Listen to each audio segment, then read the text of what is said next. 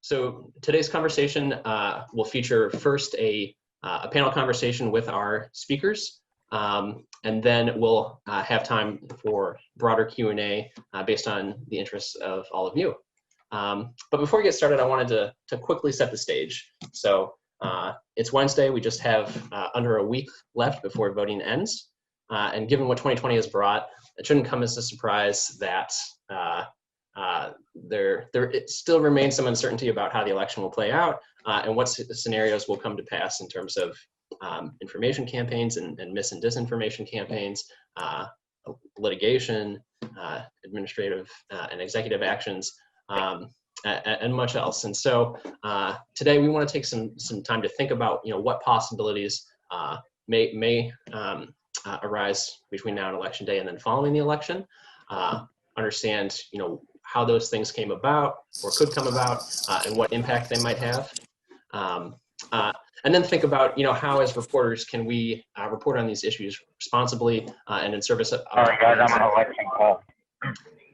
and in service of our audiences. So to help us with that conversation today, we have Renee DiResta, who is the research manager at the Stanford Internet Observatory and writes about digital mis and disinformation frequently for, among others, Wired, The Atlantic, The New York Times, and much else.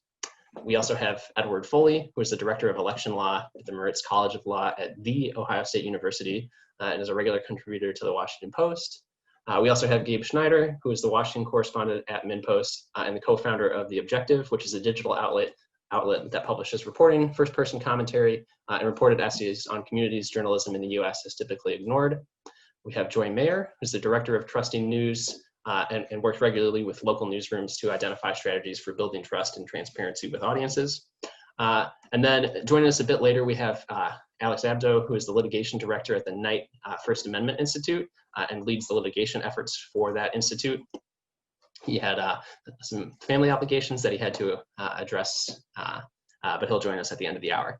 And so with that, want to get things started. If you have questions, comments during the conversation, or if there are resources or ideas that you'd like to share, please feel free to drop those in the chat. We'll track those and we will moderate a Q&A after the first round of questions that we've designed. But with that, I will turn it over to Smitha to kick us off with Renee. Thank you all so much again for being here.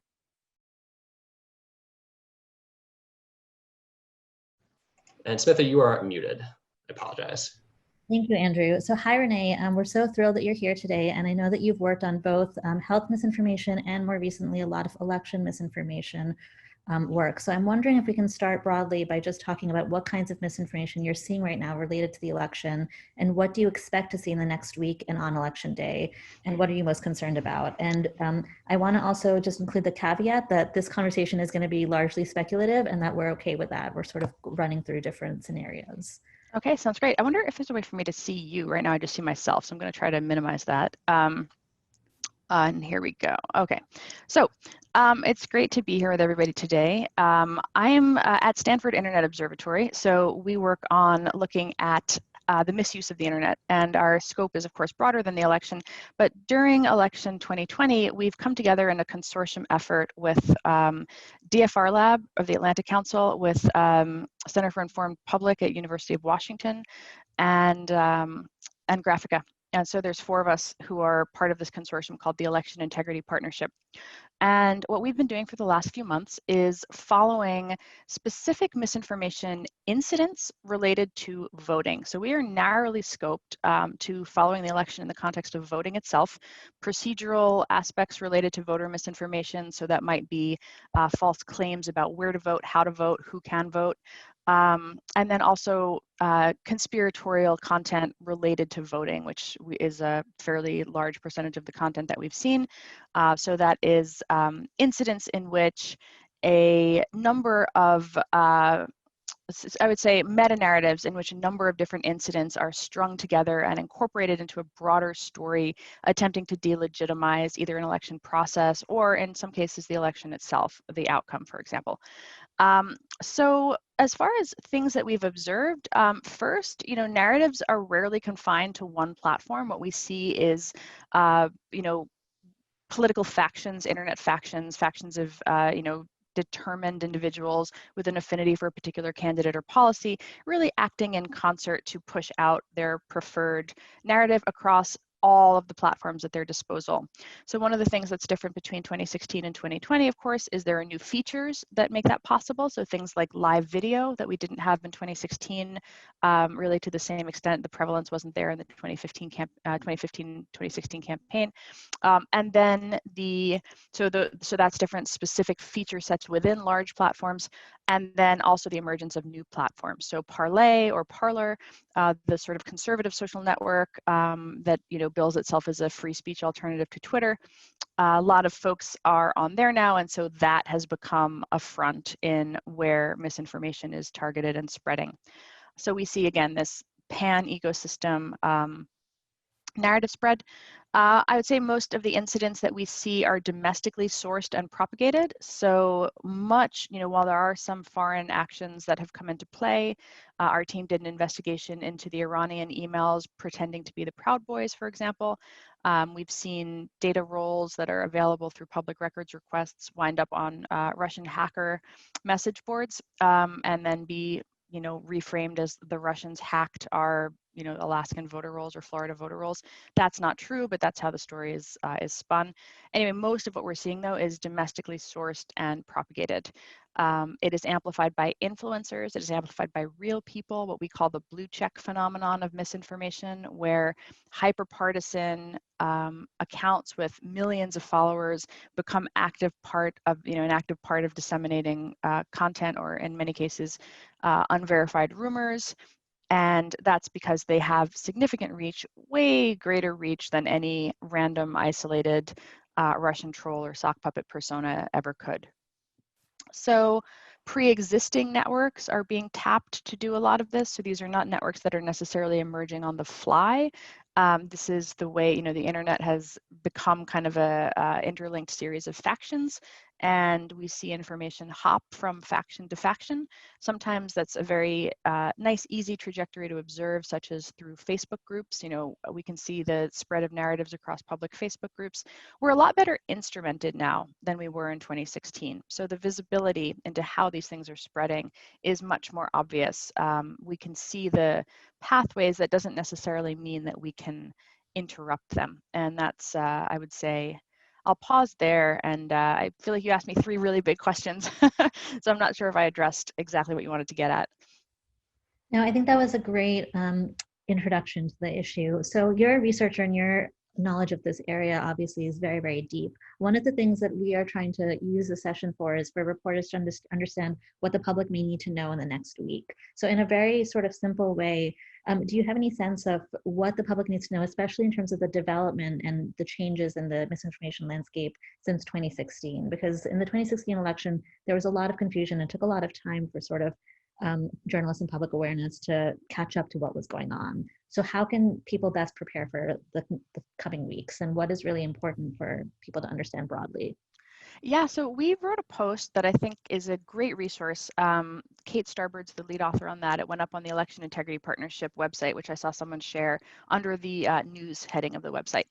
And what we tried to do was break down the upcoming week really into 3 sort of buckets. So there's leading into the election. So we expect to see again these incidents that are being cast into broader narratives. The media really has a role to play there. I mean, that's where the media has the opportunity to add context or correct context, so that these isolated, we saw an incident where somebody broke into a mailbox in Portland, and then there was a ballot on the ground, and then that was, of course, recast as a story about the ballot as opposed to a mailbox break-in. So there's ways in which local media in particular has a profound ability to ensure that more conspiratorial pseudo-media or demi-media are not constructing wild narratives based on disparate incidents that we're going to see leading up to Tuesday. We think that there will be specific election day challenges, and this is where people and journalists have a role to play. So we're operating in a time when everybody has a recording device in their pocket. So for phone video, for video still images or audio, what that translates to is like a wealth of first-person kind of snippets of the world, and some of them are going to capture people behaving badly. We've already seen, there was one that went viral 2 days ago about a police officer who took away a PPE, table of PPE and material that was within 100 yards of the door of a polling station, even though it wasn't electioneering material, right? And that went viral as the police are interfering in voting. That's one way to interpret that, but there's a more, perhaps good faith interpretation of what happened there. Also, most people weren't really aware of the 100-yard rule. These are the sorts of things that that come up. So isolated incidents filmed by a person can be spun into a broader narrative, and we see that on the right and on the left. That's just a human nature phenomenon. I think there'll be long lines that will be videotaped, and potentially have a suppressing effect if it's framed as people are never going to get to vote. So trying to, again, have local media at that point, or media investigate, are people still being allowed in? What is really happening here? What is the, how is this going to play out for these people in this locality? We'll see a lot of out of context images that are going to require people, journalists in particular, to go and find the provenance. A lot of times you'll see things that are taken out of context from a past event, a prior event. This happened during the Floyd protests, where there were, videos that were posted as if they were happening then that were in fact, 5 to 8 years old. We saw it even, in a total outside the US context, images of the Brazilian rainforest fires that were really from, 10 years ago in a complete other part of the world that were kind of brought into this narrative about the Brazilian rainforest is burning. And if you went and you looked at that hashtag, about 7 of the top 10 images had absolutely nothing to do with what was happening, but they were viral because they were very sensational. They made people really emotionally react. So the role of journalists is to contextualize those images, to fact check them, to kind of ascertain what really happened in this sort of citizen media output, while at the same time accurately reporting on the facts, and helping people understand what we know now and what we are, what we are waiting to find out. So really helping people stay on top of how much, how many of the votes have been counted. And there's going to be a lot of uncertainty, and I think that's where media's role is really going to play in. And then for individual people, the guidelines that we've been trying to give are, think before you share. Take the time to see if somebody fact-checked.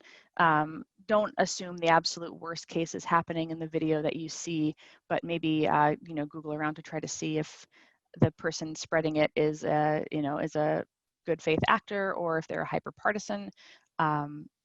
Does the video or photo even tie into this particular moment in time, or is it old? So trying to encourage people to be responsible before they continue to amplify sensational, out of context, or incorrect stories. Great, thank you, Renee. So my third question is that the 2 biggest stories right now seem to be the election and the pandemic. And I'm wondering if you can tell us a little bit more about election misinformation, health misinformation, and where, if at all, these 2 areas intersect, and sort of any speculation you might have about how they might intersect in the coming months. Yeah, so as far as in the coming months, or even in the past, since March, the information ecosystem has certain affordances regardless of what the topic is. So whether it's coronavirus misinformation or election misinformation, the phenomenon of people acting as disseminators of sensationalist content, demi-media with an agenda, pushing out a particular story, or making a conspiratorial claim, and then the dynamic between broadcast media and social media, in which people serve as amplifiers for what's coming out of the other, the media channels, and then influencers sort of serve as a conduit into social media, and then individuals on social media push the content out through various hops into their Facebook groups and Twitter communities. So that dynamic of how information spreads is completely independent of the narrative itself. That's just the sort of infrastructure layer of the problem. As far as how the narratives themselves intersect, coronavirus does play a role. Of course, it is a significant issue in the election, and in the campaign itself. The candidates are being asked to account for how they'll handle it, what's going to happen, how does America reopen. Is there a vaccine? You know, all of the narratives related to who will handle the pandemic better that have been part of the campaign are, of course, you know, that's sort of a bridge between coronavirus and the election. I think as far as the actual mechanics of the election and what we're looking at EIP is how images and stories related to coronavirus could potentially serve as a demotivator for people to go out to the polls. So especially in areas where cases are spiking. So looking at how the narrative of being able to vote in kind of high pandemic load areas is a significant piece for any journalist who's covering those regions, making sure that that's, again, recognizing the real risk and contextualizing that threat and discussing what provisions are in place at the polls. Are people waiting 6 feet apart? Or is there a mask requirement? You know, helping people understand how the mechanics of voting is impacted by COVID-19. Great. So I'm going to turn it over to John Hernandez from the American Press Institute now, who has a few very long questions, actually. Hey, everybody. Hey, Renee. Thanks so much for participating in this. I mean, you talked a little bit about how things have evolved since 2016 in being able to see pathways for misinformation, and a little bit of what the media can do in adding context. We've also seen some of your recent publications, which we can drop in the chat in a second, painting an even more dire picture of disinformation in the US. You talked a little bit about how election delegitimization efforts and QAnon efforts slowly build over time, which leads to efforts to stop their spread become part of the narrative. And then those disinformation efforts or misinformation efforts also splinter into other regional or online communities, and are then also potentially bolstered by artificial intelligence. So all of this paints a really dire picture. So how should local journalists respond to this going forward? From a 30,000-foot view, like, really, is there a case to be made for tracking these disinformation narratives, especially if we understand the pathways better, even if they haven't reached the tipping point where journalists should report on them? Yeah, I think knowing when to report is really a challenge. I mean, even for us, you know, we tracked some of the work on the color revolution, which is the example I used in my recent Atlantic article on QAnon, just to, you know, grab a salient of the moment narrative. We watched that beginning in mid-August, early September. So, and chose not to actually call attention to it because what we were trying to ascertain was whether it had made its way out of the echo chamber. And when it winds up on Tucker Carlson, that was when we were like, okay, 5 million people have just seen this.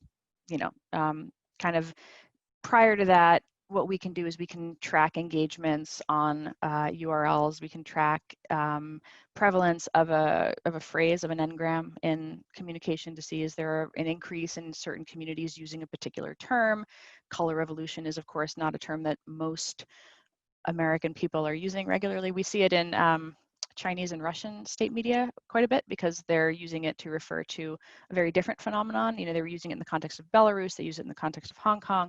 Seeing it applied to the US was a bit of a kind of an unexpected thing. And you don't want to inadvertently call attention to a tree falling in the woods situation where 6 people on the internet are talking about some, you know, random incident that's getting no play. You don't want to inadvertently amplify it, thereby turning it into a thing. And so one of the things that we do, and I know colleagues who study disinformation are doing the same thing, before you decide to divulge the specifics of what's happening or talk about an emerging campaign, you really have to see, is this getting any lift? After that, though, once it's gotten lift, the thing that we try to do is document the process by which it happened. So we can lay out pretty clearly, this is where something emerged, this is who participated in spreading it, this is where it crossed the chasm from this platform to that platform. These are the types of, you know, this is the engagement count it's getting, this is the way in which it's hopping between communities, here are the people who are linchpins between these communities. If they're private citizens, we won't mention names, but we can, you know, if it's a public post, we do have visibility into it at that point.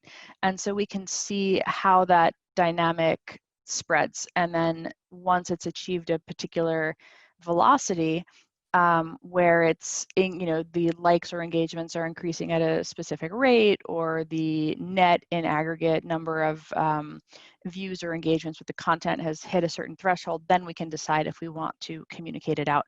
We did the same thing with the pandemic video. We'd been watching Judy Mikovits since April, and the video went viral, I think, about 2 months later in June or July. And we had been watching her Twitter account grow. We'd been watching the communication, the regular appearance on YouTube videos. So there was a sense that this was going to become a thing. The question is always, how should media report on it? How should researchers treat it? And then for the platforms, it's what should the platforms be doing about it? Because a takedown after the fact usually just spawns a second wave of coverage and conversation about whether or not something's been censored. And so at that point, it becomes a political issue because, as we've seen, the president is in fact running on this idea that his base is censored on social media. And so when a wild video or claim is throttled for the purposes of fact checking or ultimately comes down, that turns into a story with a life all its own, oftentimes bigger than the story covering the particular misinformation would have been. That's great. Thank you, Renee. And I think that makes a really great case for, always understanding how and what is spreading out there, as far as local outlets are involved or local news outlets are involved, even if you're not necessarily reporting on these things, because they will eventually reach that point of potentially being popular enough that you need to understand, what the landscape of information is going on in these communities and in these online places. Great. I'm going to move on to asking some questions of another panelist, Ned Foley of Ohio State. We're going to talk a little bit about election or some election scenarios that might be important, but I'll start by asking Ned, what outstanding litigation may affect us up until Election Day? And then after that, we can talk a little bit about legal challenges after Election Day. But let's start with things beforehand. Sure. Well, thanks so much for having me. Top of mind at the moment are these two cases at the U.S. Supreme Court, one from Pennsylvania, the other from North Carolina. They both involve the extension of the deadline that voters have for returning absentee ballots. A little bit factual difference in the two cases, but thematically pretty similar. And if you followed the decision in the Wisconsin case that came out just a couple nights ago, there was sort of a battle of the footnotes among the justices, sort of previewing what might come to pass in the Pennsylvania or North Carolina cases. The Wisconsin case also involved a similar deadline issue, but because that was coming up from lower federal courts, the legal issue was a little bit different. The issue in front of the Pennsylvania, North Carolina, or coming out of the Pennsylvania, North Carolina cases involves something that you may not have heard about before, but in the law world is called the Independent State Legislature Doctrine. And it basically is a concept that says, as a matter of the US Constitution, the federal Constitution, there are provisions that arguably give state legislatures specific authority to write election rules for federal elections. So Article 1 of the US Constitution applies to congressional elections, and then Article 2 of the Constitution, US Constitution, applies to the appointment of presidential electors to the Electoral College. And both those sections of the US Constitution empower state legislatures to write the rules. And so there's a claim that if other institutions of state government, be it a state court or state election board, as in North Carolina, disagree with the state legislature or somehow undermine or interfere with the state legislature's own rules, that could be a federal constitutional violation. This was a theory that was embraced in the concurring opinion in Bush versus Gore back in 2000 by Chief Justice Rehnquist, joined by Justice Scalia and Justice Thomas. But the majority opinion in Bush versus Gore went on a different theory. But Justice Kavanaugh this week signaled his allegiance to that theory. So did Justice Gorsuch, although a little bit less strongly. And it was also a factor in the 4-4 tie that you may have heard about in the Pennsylvania case last week, but the Pennsylvania case is back up at the US Supreme Court on a different procedural posture. So this could be, very momentous depending upon how the court handles it. And obviously the arrival of Justice Barrett is a new figure on the court. And we could talk more broadly about the shifting transformation of the court and constitutional jurisprudence with respect to voting rights as kind of a background. But those are the two cases right now that are definitely top of mind for me, and I think most lawyers who follow election law. Great, thank you so much, Ned. Definitely cases to keep an eye on. So what about litigation or other legal challenges that might be coming down the pipeline after Election Day? Yeah, I think that depends on, how close. Now, again, many of us automatically assume that any election question relates to the presidential election, which is, of course, is of, obvious focus, but many election issues could apply to U.S. Senate races, and obviously the control of the U.S. Senate is a very important political issue this year, and there have been U.S. Senate races in the past that have been litigated, like Minnesota's U.S. Senate race in 2008, Coleman versus Franken. So, post election day, we could see lots of litigation in down ballot races. And in fact, I can almost guarantee that we will definitely see litigation. We just don't know in what state and what race it will affect. It could be a mayor's race. So some of the theories that are emerging now, will have different impact. Some more local, some maybe more statewide, or even national. And I'd be happy to talk about how the litigation landscape, over the last 6 months involving an explosion of cases before Election Day could tell us something about what litigation might look like after Election Day as well. Great. I mean, that's a great point about how prominent the presidential election looms large in all these litigation questions, but it can happen in down ballot races as well.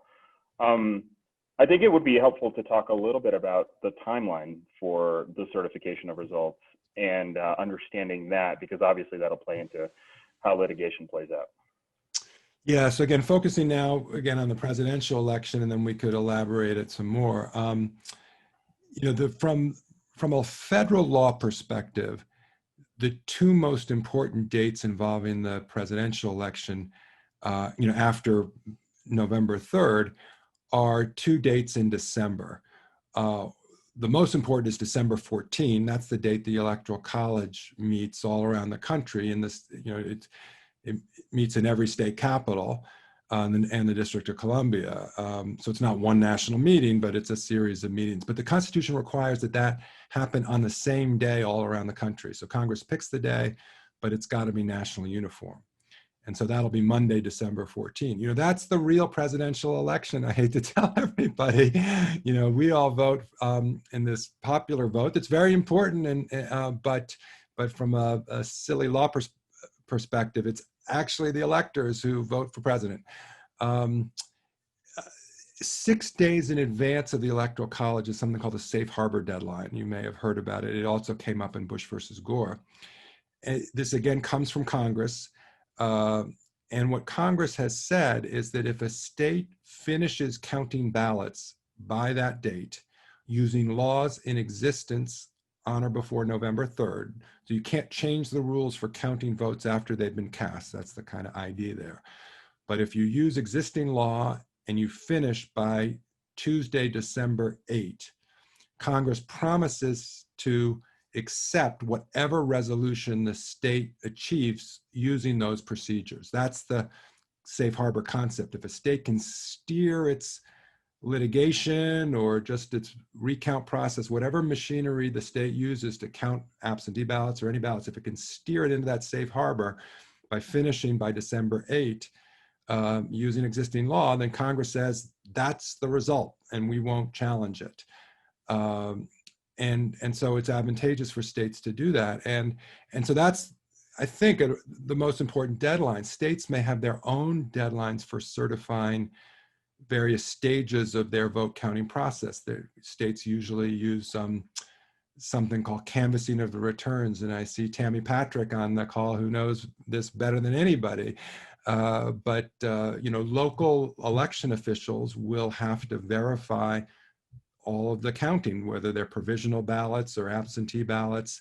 That takes time. It varies from state to state exactly what those deadlines are.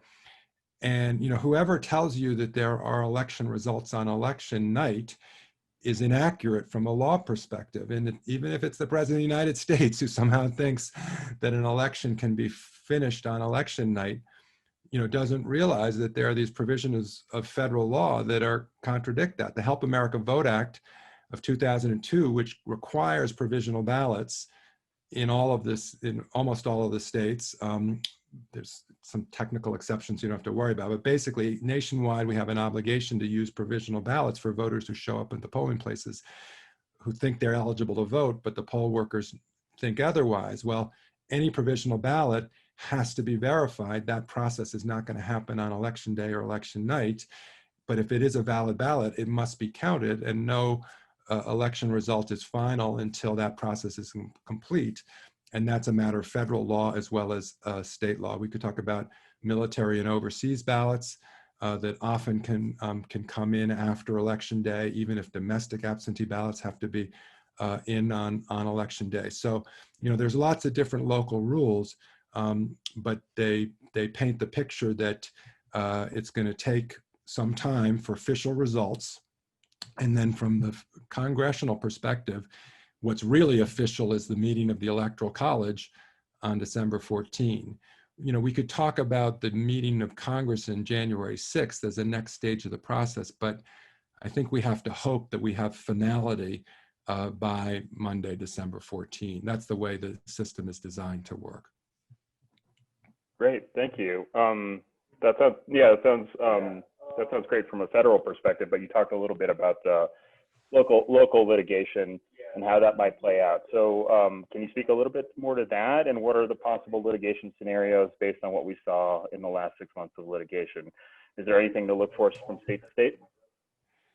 Yeah, so, recount lawyers and election litigators are completely opportunistic, meaning they'll use whatever tools might exist to try to get ahead. The most important thing for the election lawyer and their candidate is, are you ahead or are you behind? And you kind of throw ideology and partisanship out the window because you just want to win.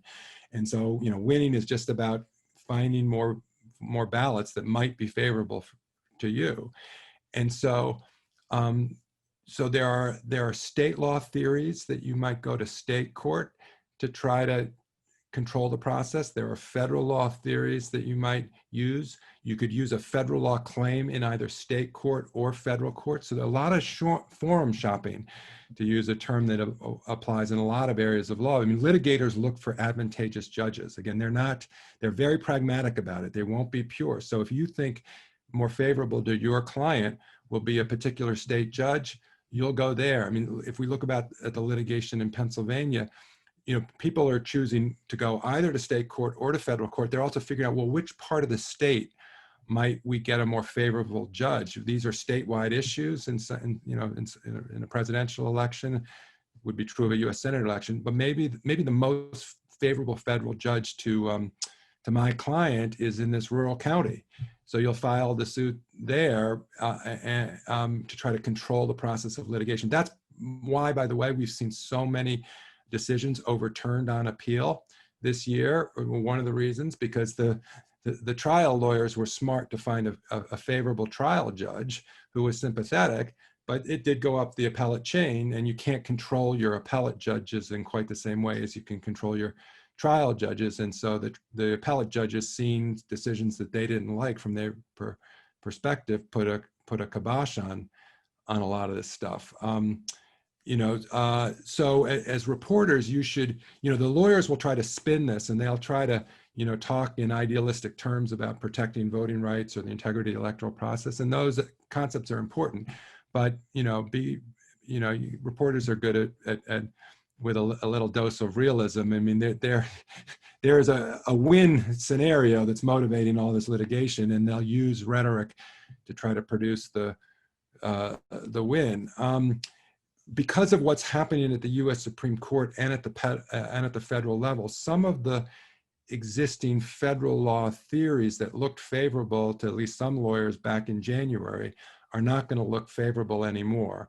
So that may force some of these issues into state court, into state rules, which may make the so-called independent state legislature doctrine even more prominent, because that would be a way for the US Supreme Court to control not just lower federal courts, but to control state judges as well, in terms of a belief that if they think that state judges are going off the reservation. So I guess, one thing I would say is most of the lawsuits that we saw all year long in the pre-election process was based on a doctrine of federal constitutional law. The technical term is Anderson-Burdick balancing. You don't need to know that, happy to explain it. But it was a very open-ended inquiry, which said that as a matter of the federal constitution, it's the job of a judge to weigh benefits and burdens. So if there is a rule that hurts voters, how much does it hurt? How many voters? What's the downside? Versus why does the government think it has this rule or needs the rule, the benefits to the government? And of course, that became a very fact-intensive inquiry and was inflected by the pandemic. How do you weigh those benefits and burdens in light of the changing circumstances of COVID? And that constitutional doctrine exists whether or not you're fighting before Election Day in the pre-election skirmishing that we've seen. It could, in theory, apply after Election Day in terms of counting votes, because the right to vote is what weighs in the balance. The problem here, or I don't know about problem, but the issue going forward is the new jurisprudence coming from the US Supreme Court is not at all sympathetic to the decades of precedent that has been developed under this balancing test. And so judges on the US Supreme Court who have the original intent textualist philosophy that Justice Scalia used to have and Justice Gorsuch has and now Justice Barrett has, they see all of this jurisprudence that's accumulated over decades as inconsistent with that overarching philosophy. And so they're rethinking all of federal election law, in particular the constitutional law of election law. Now, they may not want to change too fast. The doctrine of precedent and stare decisis may constrain them to some extent, and individual justices like Justice Roberts may try to take a go it slower approach compared to a Justice Gorsuch. But we are in the midst of what I've called plate tectonic shifts, or rearranging the overall jurisprudence. I mean, the precedents that went the other way have existed since the 1960s, based on a philosophy that is the opposite philosophy to the Gorsuch-Barrett original intent philosophy.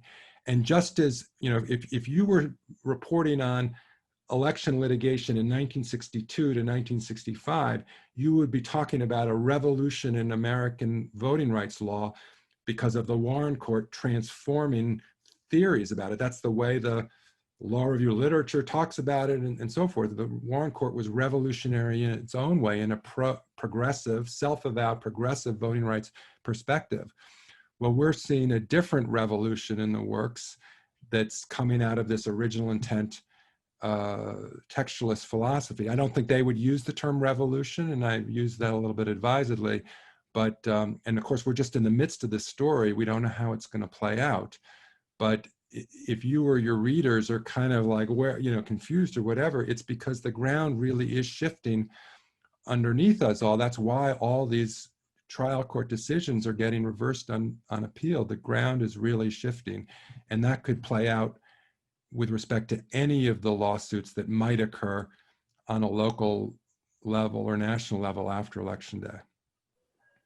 Thank you so much, Ned, for unpacking some of that and really alerting us to what seems to be a pretty some wild possibilities as far as reconsidering, how elections work and how voting works in the United States. Definitely something to keep track of. I'll point out that Andrew included a healthy elections case tracker. in the chat, and I encourage people to take a look so they understand what's going on locally. We will now move on to Gabe Schneider, a political correspondent from MinnPost.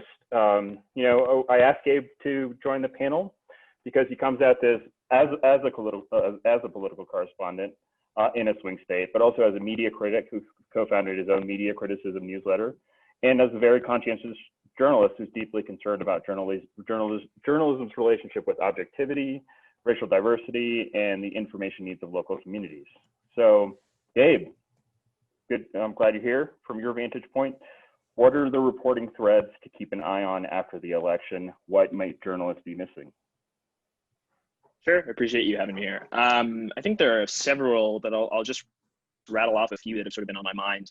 The first and foremost, I think, are newsrooms asking themselves what their values are and saying them publicly. I think this is a time, more than any other, when there are some obvious values that I think most reporters and editors like to think that their newsrooms have, like the newsroom values democracy, or the newsroom values accessible voting, but these are not necessarily things that newsrooms will talk about publicly. A lot of newsrooms don't put these things on their website as, these are our values. And I think that's quite dangerous, right? Because I think when you're in an environment when reporters can be writing out both sides of the situation in a positive light, so, we're going to give equal weight to those that value restricting voting and those that value expanding it, I think you run the risk of alienating a lot of communities. And by that, I mean those who are typically restricted from voting tend to be communities of color, right?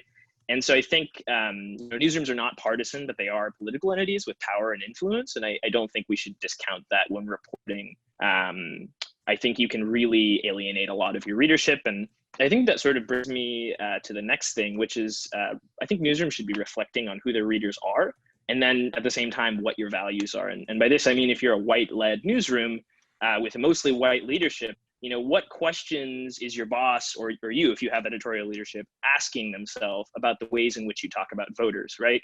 To explain certain things about, Black communities or immigrant communities in your city, for example, is the assumption that they're not already reading your publication? Why are you explaining something about that community to your readers? And are you just assuming that those people in that community aren't reading your newspaper or watching the videos that your publication is putting out? And I think a really interesting example of a publication that's reckoned with that really well is Switch at NPR actually uses a term to sort of explain this tension with readers, and that term is the explanatory comma. And they're very intentional that their audience is sort of a balance between folks who immediately understand what they're talking about when it comes to race or identity, and then folks that aren't from those particular communities. And so they have this comma in which they pause and say, okay, we're going to talk a little bit about this concept, which some of our readers might not be familiar with, but if you are familiar with it, you can tune out for a couple seconds. And then I think the third thing is something that I've seen a lot of folks talk about over the last few weeks. It's, I know we're in 2020, and I know soon we should be talking about, what did we learn from 2020? But, it's what did we learn from 2016 and what hasn't progressed? And I think the threads from 2016 by a lot of newsrooms have not been picked up and have not been picked up in a significant way. And I think the most prominent of which is that reporters, when it comes to political reporting, are mostly white, are mostly male, are mostly cisgendered. And I think that diversity in your election reporting is something that's critical if you want to have a variety of perspectives and a variety of understanding when it comes to actually reporting out, politics, which is quite broad. And I think a lot about Lydia Polgreen, who is the editor of HuffPost, obviously had this story where she returned to the New York Times when she was working there, and her desk was right next to the political reporting team in 2016.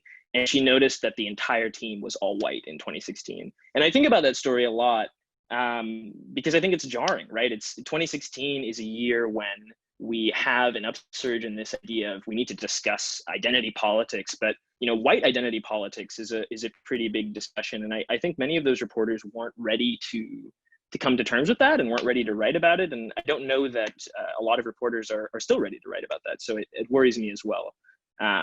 Which is obviously, it's not just diversity, right? It's having a clear understanding of what it means to evaluate power and discuss power and race. So those are sort of I know that's a lot, but those are the sort of threads that I've been thinking about. No, thank you. That's a really good overview of some of the ethical considerations that should go into reporting, and it should go into editorial decisions. But I also, specifically considering that you're, I know you're the Washington correspondent for MinnPost, but and me being in Minnesota, like coverage of protests and coverage of frustration and coverage of that sort of anger.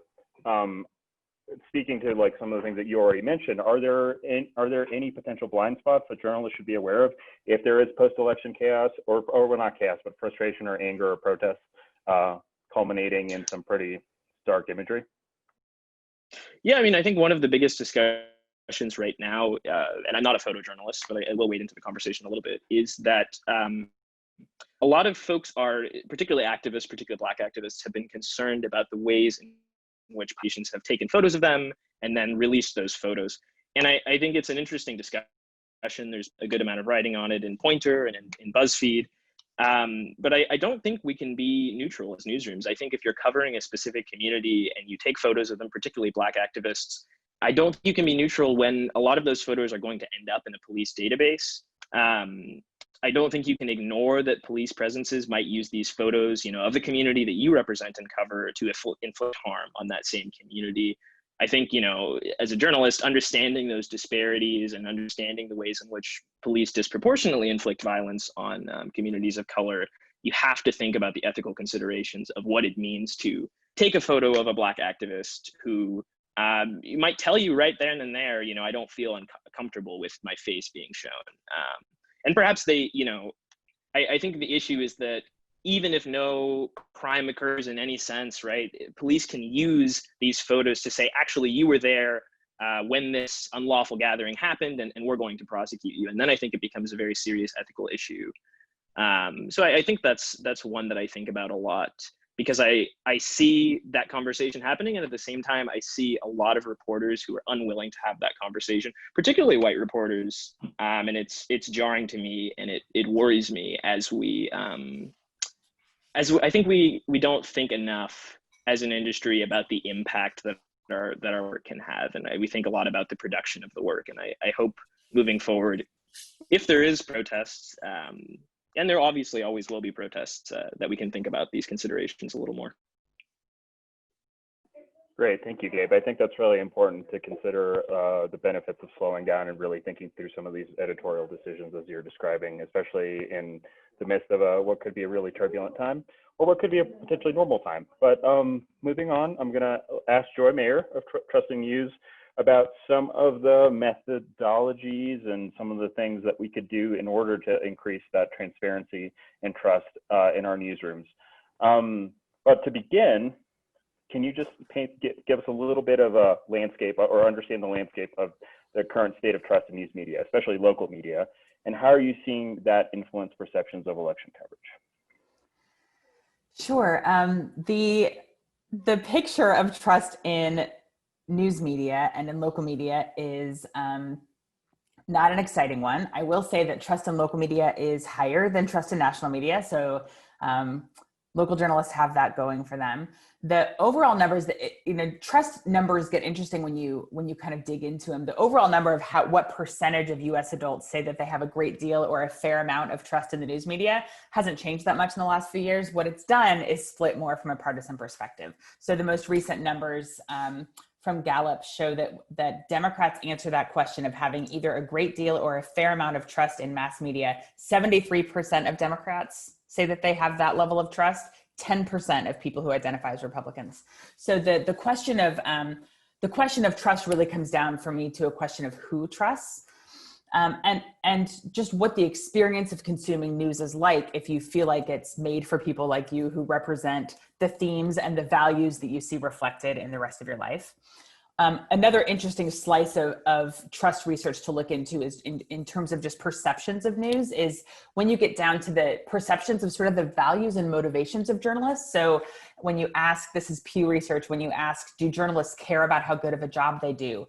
Are they highly professional? Do they protect democracy? Do they stand up for America? It's remarkable the extent to which the US adults are split over those. And of course, we're all going to have different ideas of what it means to stand up for America. But know that a large portion, 30, 40% of people, depending on where you are, who consume your information are coming at it with the assumption that maybe you're not on their side, maybe you're not made for people like them, maybe you're not even good for democracy. And I love what Gabe was saying about talking about your values. That's something we talk about a lot at Trusting News, because it comes down to like, what are you here to do? What do you stand for? What do you hope to achieve with your coverage? Why did your community need you? What do you have in common with your community, depending on what community means, another super complicated word, right? But journalists don't talk nearly enough about those things, either in the big picture or when it comes to election coverage. Here's what we're here to do. So the first thing that I really think of when in conversations like this is just what it means to have empathy for the user experience of consuming news, because I am glad that people are skeptical of the news that they consume. There's a lot of irresponsible information out there. There are a lot of people, I'm learning some new terms from Renee I didn't know about. Did you say demi-journalism? That's fascinating. Yeah, we were trying to find a way to describe that space between message boards and the mainstream media, that in between hybrid influencers who kind of parlay their popularity into being media. And a lot of people can't tell the difference. And so when you watch people go by in your feed, a lot of journalists feel like my role here in this very complicated information landscape is to just do the best that I can and put out my information, and people will find it credible because my brand is credible, my process is credible, my ethics are credible. They should just know these things, but they don't.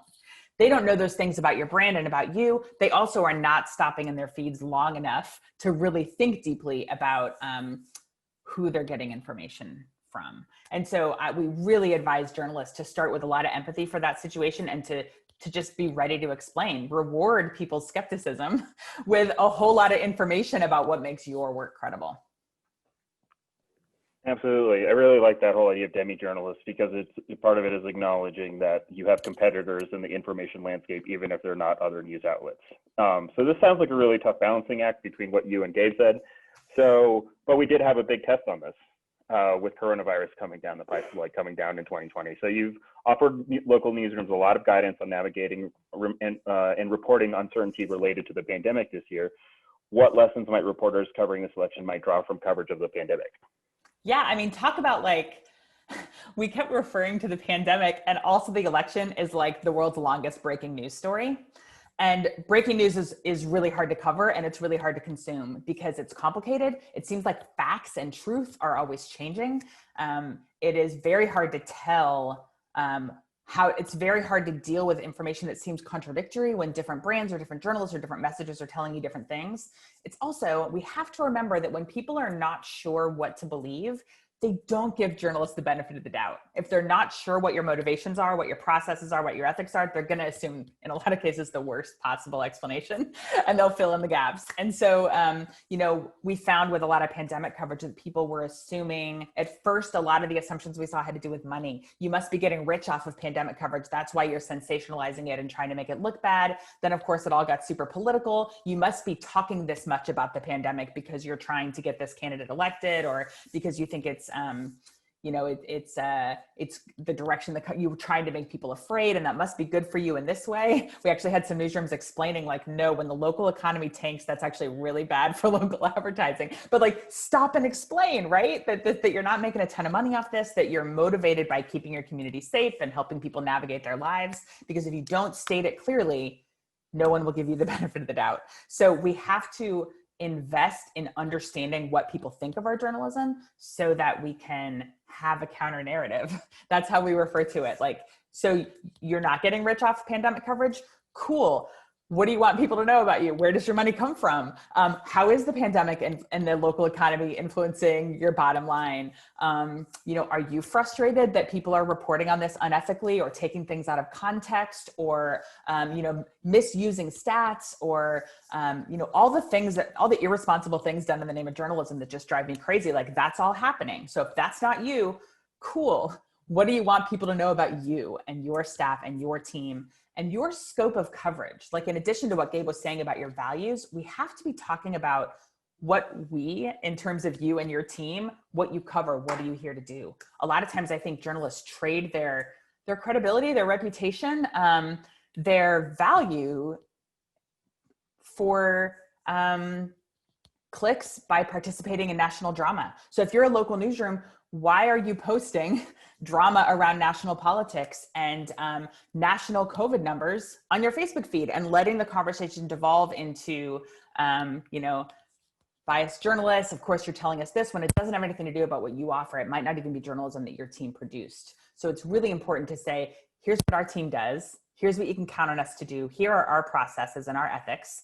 I'll post in the chat a link to a really great explainer from a local newsroom in Chattanooga just this morning, where they said, here's how we cover local election results. Here's who we trust for results. If you see something, we're not going to speculate. We're going to tell you something when we know for sure. Locally, here's where we get that information. Statewide, here's the person who we trust to gather that information. Nationally, we go to AP. They've been doing it for this long. Here's AP's language about what it means to them to call an election. Like, we just have to be super clear. And then after we're super clear, write that out once and then have it ready and post it into every comment thread. Make it a box with every election story, because people consume a tiny fraction of what you do. So be ready to defend your credibility. Explain it proactively with boxes and editor's notes and text inside your stories and on air. And then also be ready to engage when people are attacking or questioning your credibility. Have all that language ready to just insert into your social posts and insert into your conversations. Awesome. Thank you so much, Joy. Any other, pretending I'm on your Trust 101 course again, any other favorite mechanisms? Can you explain a little bit about what those boxes look like on a website, for example? Yeah, anywhere that we are talking to our audience should be a way for them to learn not just about what we're covering, but also about us. So with every story, think, what do we wish people knew about how careful we were, about the ethical framework we brought to this? Why don't we link to our ethics policies like daily instead of just stick them up there and pat ourselves in the back for having them, right? So all of the decisions we make in the newsroom are invisible unless we shine a light on them and draw attention to them. So like, I haven't met a CMS yet that can't put an italicized note at the top of a story that says we were careful in this story to do X, or, you know, the 22 people were interviewed for this story and here's what that means. Or as a reminder, when we call an election, here's what that means, and say something about it there, and then also link to the fuller explanation. That can go in text at the top of a story. It can work more easily into the body of a story than you might think. A box next to a story or at the bottom of a story is also a fine option. Works really, really well on air. I love working with broadcast partners because of how sort of conversationally in an anchor intro or tag, or, you know, a two-way on radio, you can say like, one thing we'd love for you to know about this is, one thing we were careful to do is, newsletters can work really well for that. And then social posts and comments. So super easy in the chatter of a social post, instead of just repeating the headline, to say something you want people to know about how you reported or why you're doing this story, why it's important. Be ready in comments. I'm nervous about all the newsrooms I'm talking to last week and this week who seem to still have a strategy for disseminating information and not much for capturing feedback and questions that are coming in. So if you are not staffed next week to be at least reading comments on your website and on Facebook from people, you're not going to know if they're attacking your credibility. You're ceding that conversation on a conversation you're hosting. You're ceding the floor to people who are attacking your credibility. So being ready to say, no, actually, here's how we choose what polls to cover. Here's where we get our election results. Here's the ethics policy that drives our coverage. Here's the scope of our coverage. Be ready to jump in with those explanations so that you are, you know, if this were happening in person and someone said, you know what they're doing at the newspaper, you would never just walk away. You would say, no, that's not true. And yet, you know, in comments, when you choose to respond, you're not just responding to the person leaving the comment, you're responding to everybody else who's reading. And all those people are reading attacks on you. And if you're not there defending it, you're sort of giving up. And so I'm concerned about that. The higher the stakes, the more concerned I am about the public record around journalism's credibility. Yeah, those are all great points, especially with how complicated everything is this year and everything that we just talked about. All of those mechanisms and methods are that much more important. I think Alex Abdo just joined us, so I'm going to go ahead and kick it over to Smitha for a few questions for Alex, and then we'll move into audience Q&A after that. So again, if you have any questions, feel free to pop them in the chat. But I'll take it away, Smitha. Thanks so much, Sean. And just to recap, so we're trying to address both legal issues that may come up in the next week, as well as reporting practice. around misinformation and also issues around trust. And so we're joined now by Alex Abdo, who's the litigation director at the Knight First Amendment Institute. And he's going to talk to us a little bit about some of the other legal issues that may come up. And just to remind everyone as a caveat that this is purely speculative. Alex. Hey, Samantha, how are you? Happy to be here, yeah. So I'm just going to put your spotlight on. And in your work as litigation director, you've worked a lot on behind the scenes administrative and legal actions that the current administration has taken. This can be difficult for the public to understand, mainly because of the complexity and obscurity of these government offices. And so the Office of Legal Counsel has come up quite a bit in the past few years, and yet it seems that most Americans still don't fully understand this office. And we're wondering if you can brief all the reporters and journalists on this call and just tell them a little bit about what the Office of Legal Counsel is and how it might be relevant during the election. Sure, happy to be here and happy to answer any questions that I can. I should give everyone the caveat that I'm not an election law expert or a voting expert, but I have spent a lot of time litigating issues relating to the Office of Legal Counsel, and am happy to help brainstorm ways in which you might think about the OLC's relevance in election law or voting disputes that might come up over the next week or several weeks.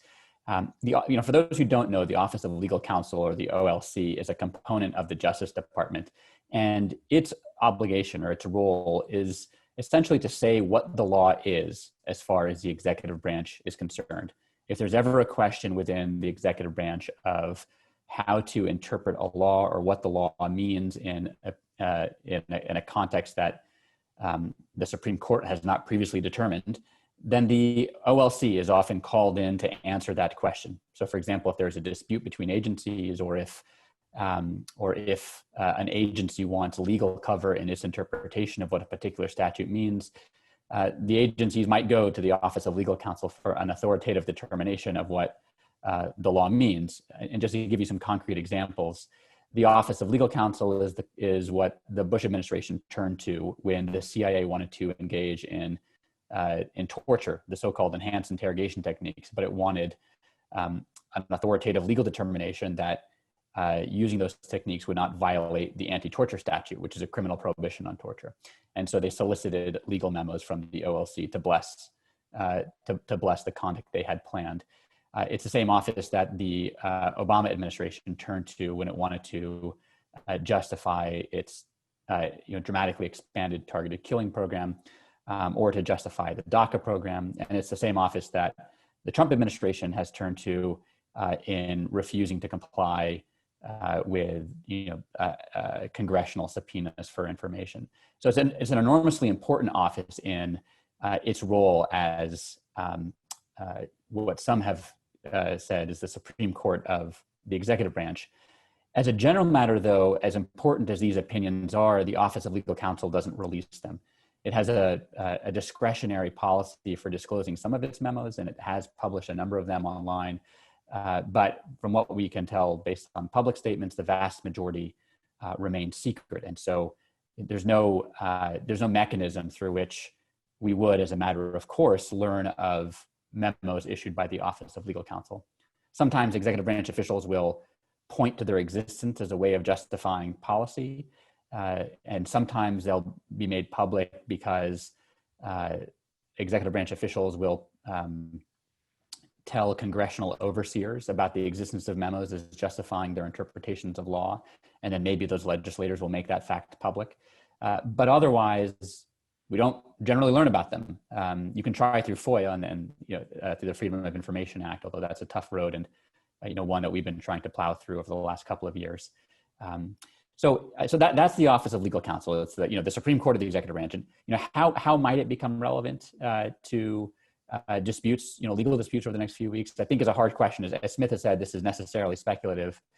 But one thing you might think through is if you're reporting on election law issues that turn on interpretations of key statutes or regulations, and those interpretations have not been decided upon by the Supreme Court, then it could very well be that the Office of Legal Counsel has been asked to weigh in, particularly if there's room for a dispute between agencies.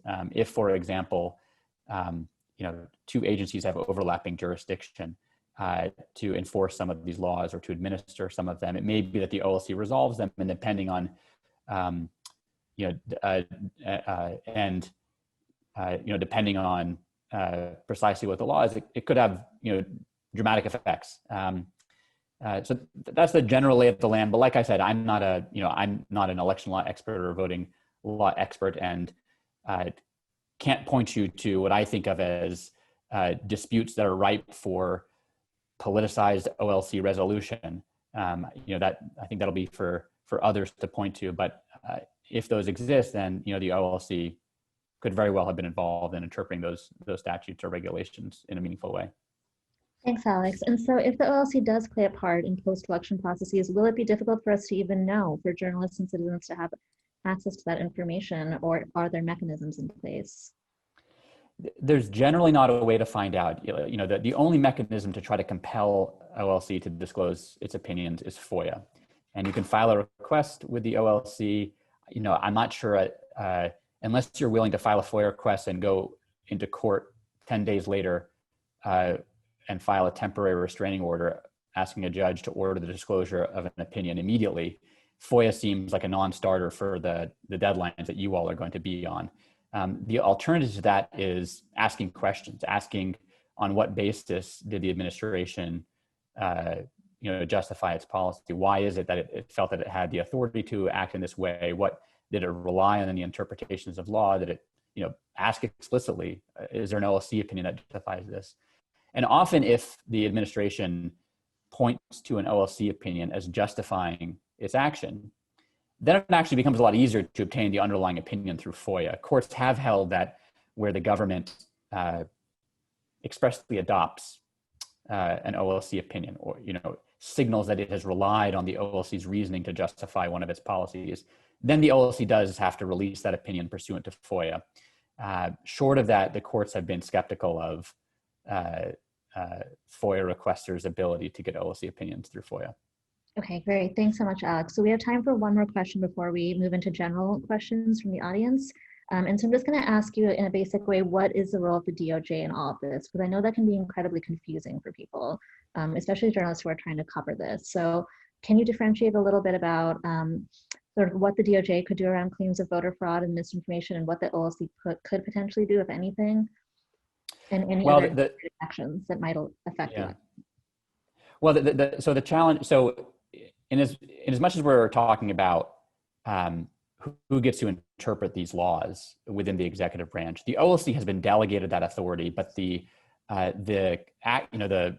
official that has primarily holds that responsibility is the Attorney General. By statute, by the first Judiciary Act, the Attorney General is tasked with issuing opinions for the executive branch to settle interpretations of law within the executive branch. And since the 30s, that task has been delegated to the Office of Legal, to its predecessor, but then to the Office of Legal Counsel. But the Attorney General ultimately has the authority to sign off on or countermand any opinion issued by the Office of Legal Counsel. And for that reason, there have been, among others, there have been questions about the independence of the Office of Legal Counsel, and some people are concerned that Attorney General Barr has wielded the Office of Legal Counsel as part of an internal campaign to, have his view of the law prevail. So there's not formal independence between the two. Quite the opposite. The Attorney General is the senior most person in the chain of command of the Office of Legal Counsel. The president can also, has superseding authority to interpret the law. And so, the Office of Legal Counsel is ultimately overseen by those two actors, by the Attorney General and the president. I don't know if that's helpful. No, that's very helpful. And I think it's great for people to at least have a general idea of this office in case it does play a role. So I think that I'm going to move now to Andrew, and we'll open up to questions from the audience. Thank you, Alex. Thanks to Smith and John for moderating that, and to all our speakers for what I think and hope are really helpful insights for what we can see over the next couple of weeks and or possibly months. So with that, I want to invite folks to drop any questions that they have in the chat, and we can get to those. We've had a couple come in. But I want to start, and this is a question for each speaker, and we can go in kind of the order in which you spoke. So we'll start with Renee, but just what's one single big takeaway for how local reporters should approach these issues of election uncertainty that you discussed?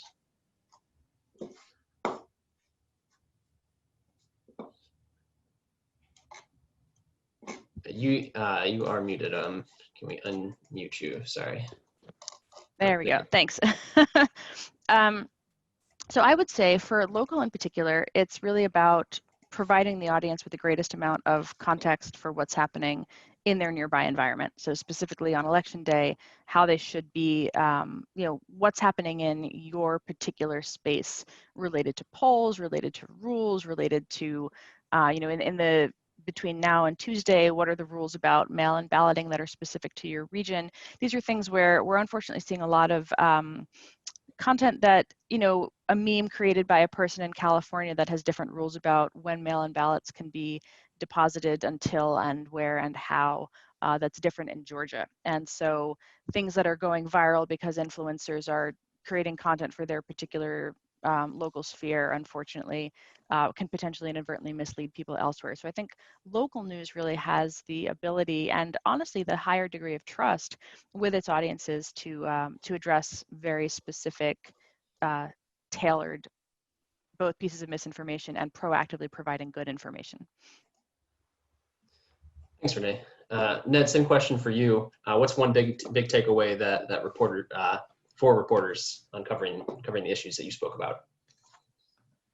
Yeah, so I would distinguish between ideology and partisanship when thinking about judges, right? I mean, it's easy to want to assume that if a Republican judge votes one way or rules one way and a Democratic appointed judge or a Democratic elected judge does the other way, that they're just being partisan.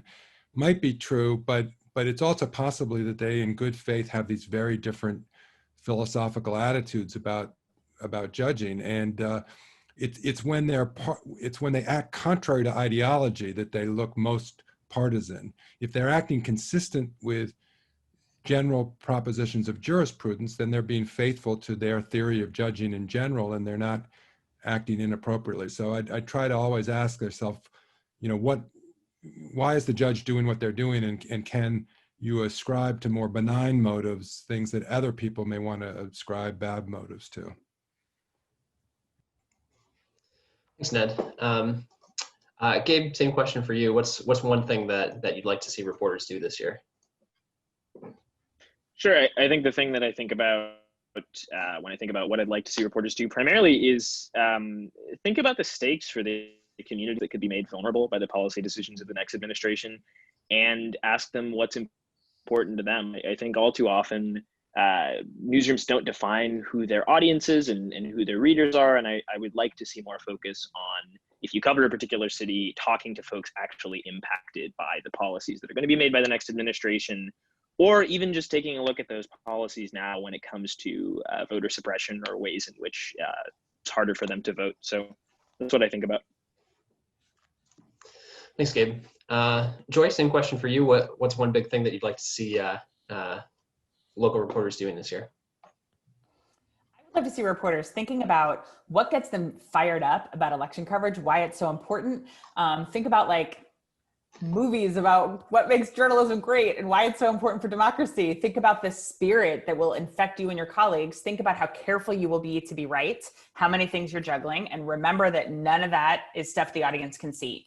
What the audience sees is a headline of you saying somebody won the election or is ahead in the election in their feed right next to people saying that person is trying to steal the election. And just be proactive about explaining what you're there to do, and why you stand behind who you trust, what your process is, what your ethics are, and why you stand behind the information that you're sharing. Thank you, Joy. And Alex, finally, kick it back to you quickly.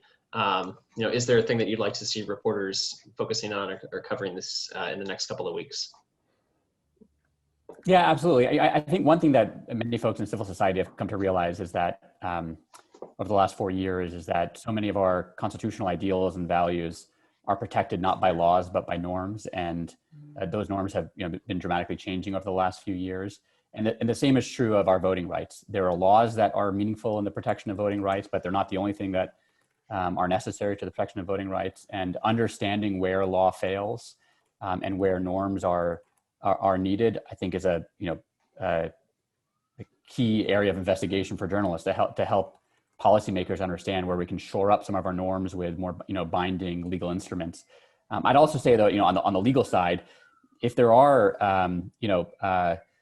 the legal equivalent of Achilles' heels, where you might want the law to stand in the way, but it doesn't seem to be doing what we expect it to do, maybe that there are secret legal interpretations there that are worth exploring, and call up your sources at the FEC or at DOJ who may have regulatory authority to that would be affected by some of these legal interpretations, and ask them what's going on.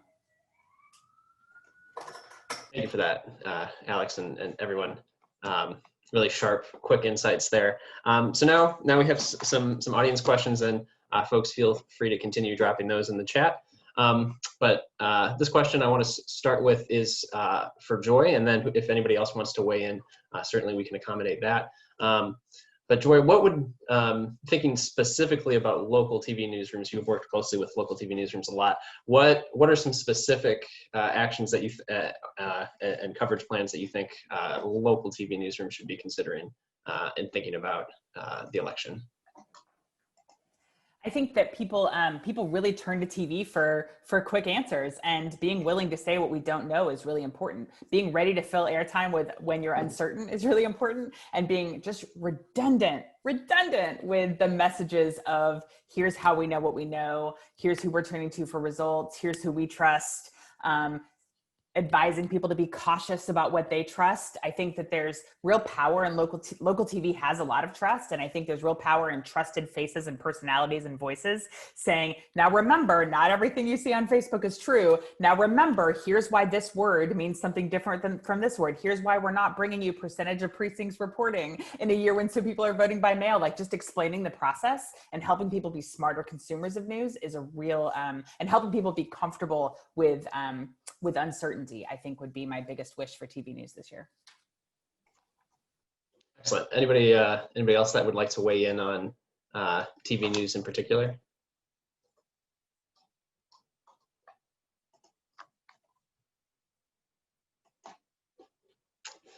Okay. If not, then we can take the next question, which is how can individual citizens and or small news outlets, but let's start with individual citizens, how can individual citizens make a difference this year? And anybody is welcome to start and jump in on that.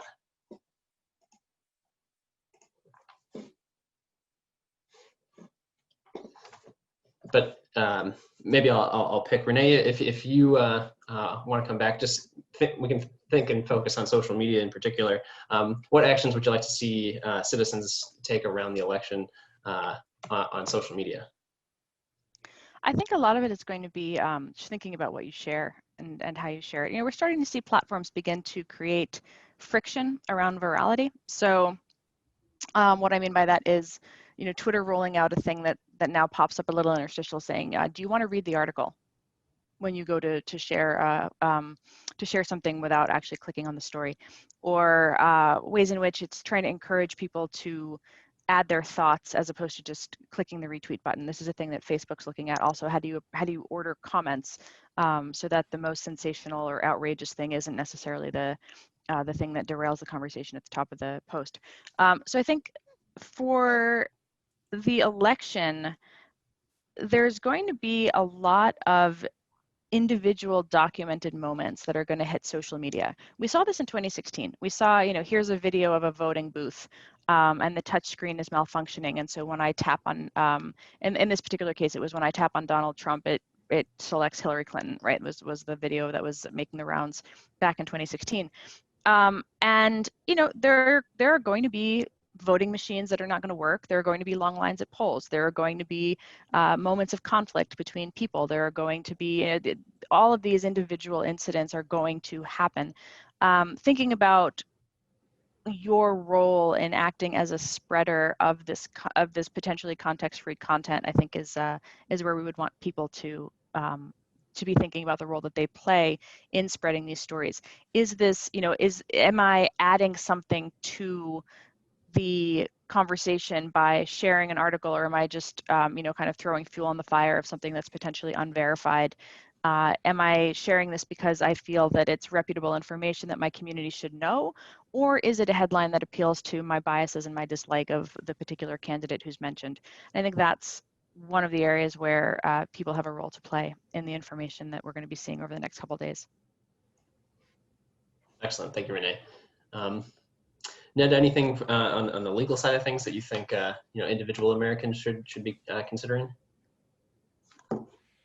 Just two quick points. One is, I think I've mentioned previously, some of you may have heard the distinction between evaluating the process as a whole. Is it working to produce the result that collectively the voters want, versus evaluating any individual personal experience in the process. I think this picks up a little bit on what Renee was saying. In other words, I don't want any voter to suffer undue long lines or to have a problem with an absentee ballot or whatever, but a voting process that is flawed in some respect isn't a failed voting process. And if you simply isolate the flaws, you may miss the big picture that in fact, overall, the system may produce the correct outcome in the aggregate, even if it's not perfect in every single instance. And sort of related to that, I think we vote not for ourselves, but for each other and for society as a whole into the future, right? I mean, in other words, democracy is something that we all do for our collective community. And so we should participate not just to get the result that we want personally or individually, but that the collective community engages in the collective act of self-government. So, are we capable of evaluating it in those terms? I mean, I have my preferred candidate, I want my side to win, but are we capable as citizens from distinguishing between being a member of the team and versus the system as a whole? I mean, the American electoral system is, we don't have any true umpires the way sports do. And we, the people, have to be both umpires and players. And that calls upon us to psychologically sometimes compartmentalize the two roles. So we can root for our team, as a member of the team and our preferred candidates, but we also have to reserve some part of ourself to play the umpire role, which is a different role from the team role.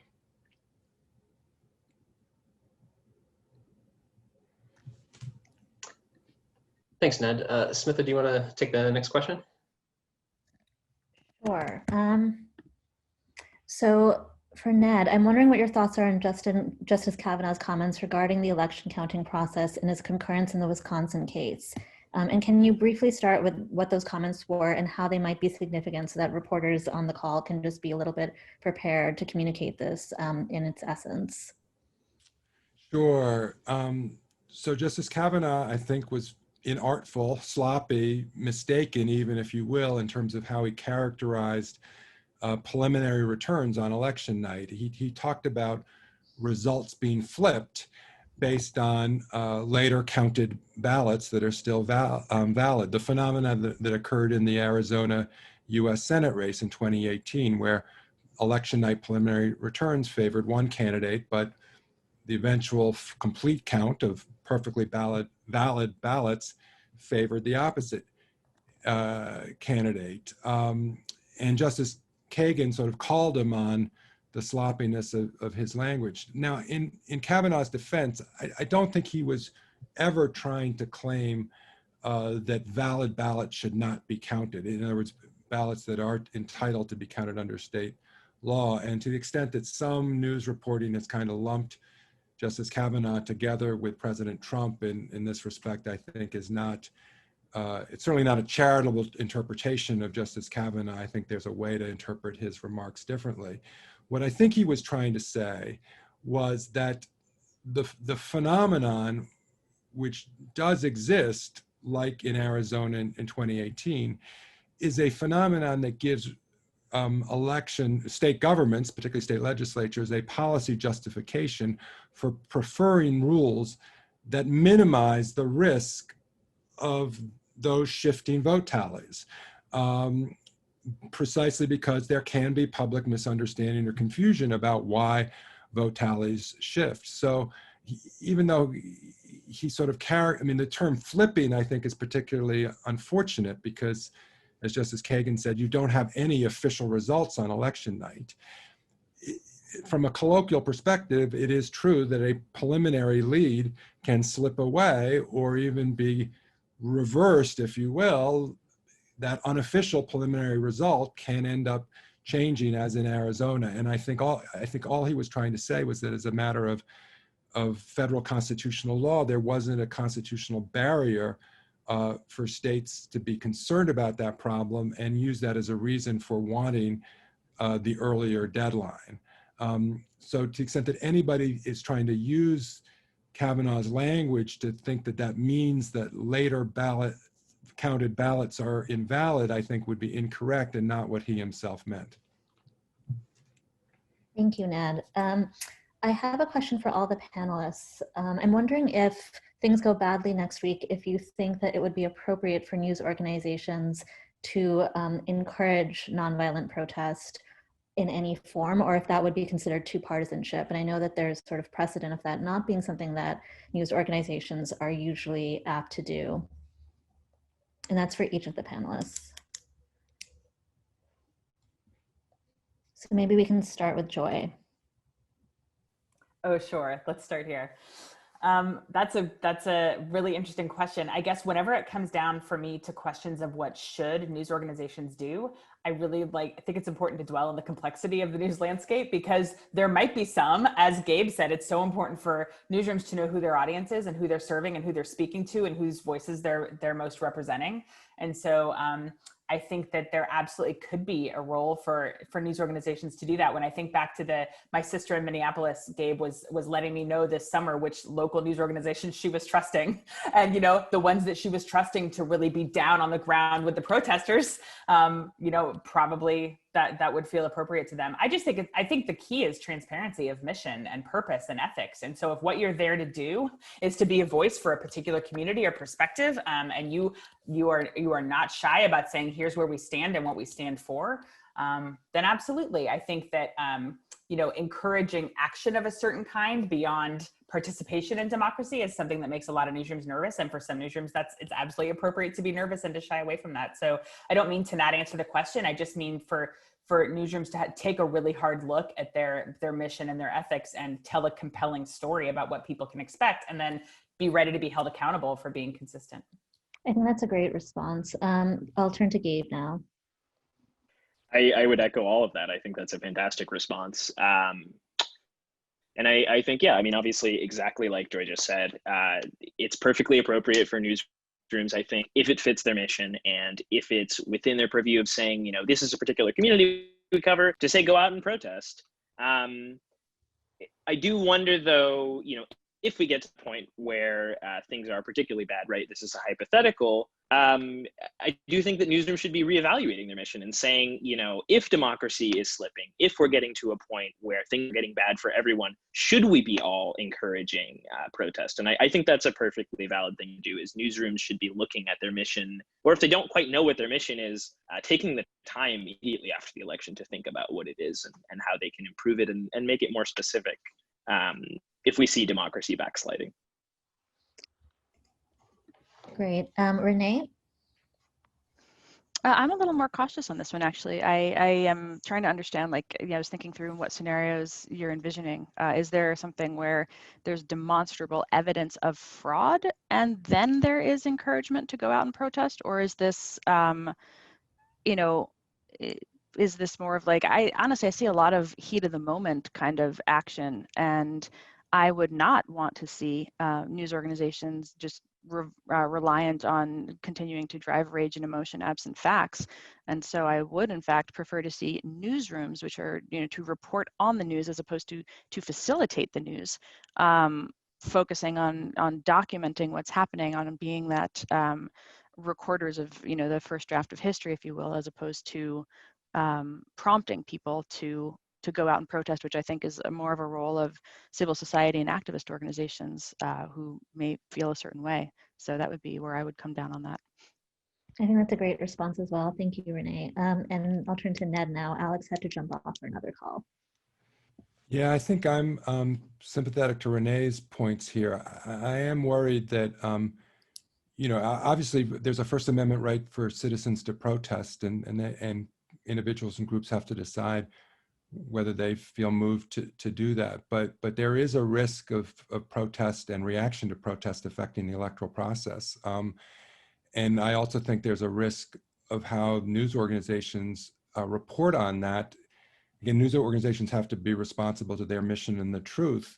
But, you know, even today, we've seen some initial stories in terms of what's happening in Philadelphia in the last day or so, and and I want to be careful because I'm not sure I know the facts or being able to keep up with the facts, but I've seen evidence of newsrooms having to correct initial accounts of some of the protests and government response to the protests that, again, depending upon, you know, what happens, could feed into a narrative that's not an accurate narrative of the situation. And you know, the relationship between protest in and around polling places while voting is occurring and the integrity of the electoral process is a complicated one. So I think some prudence, caution, and carefulness is really an important watchword in this context. You know, there's the pre-election phase of this between now and election day is a little bit different from the after election day during the vote counting phase of it.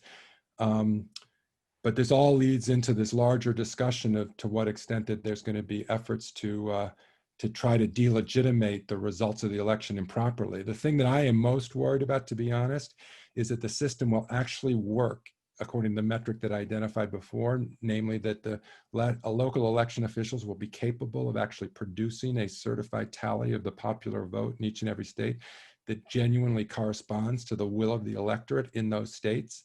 And yet, for reasons of, you know, social media or other kinds of narratives, that the distrust of the outcome supersedes the reality. And that would be, to me, a terrible irony that in the midst of this pandemic, in the midst of the most difficult challenge our electoral system faces, that it could have been successful, and yet nobody believes that it was successful because of the kind of disinformation campaigns earlier talked about. That's a thing that really worries me. Thank you, Ned. I'm going to turn it back to Andrew now to close out the session. Yeah, thank you all for your thoughtful questions and your thoughtful responses throughout this conversation this afternoon. I know there's plenty more that we could talk about, and I know we still have some great questions that left unanswered. But we are at just past 4:30 Eastern, and I know folks are on deadlines and have other things that they're working on. So we'll close it with that. We will follow up with a recording of this conversation and a recap of key points that came out in this conversation, and we'll send that out to all of you. But really, want to thank everybody for taking the time to attend today. If you have questions that pop up as you're reporting on these stories between now and November 3rd and then after, please feel free to reach out to us. That is our mission here at the Trust Elections Network, to support reporters in covering these issues and these challenges. But with that, we will close it out, and thank you all, and have a great rest of your afternoon and evening. Take care.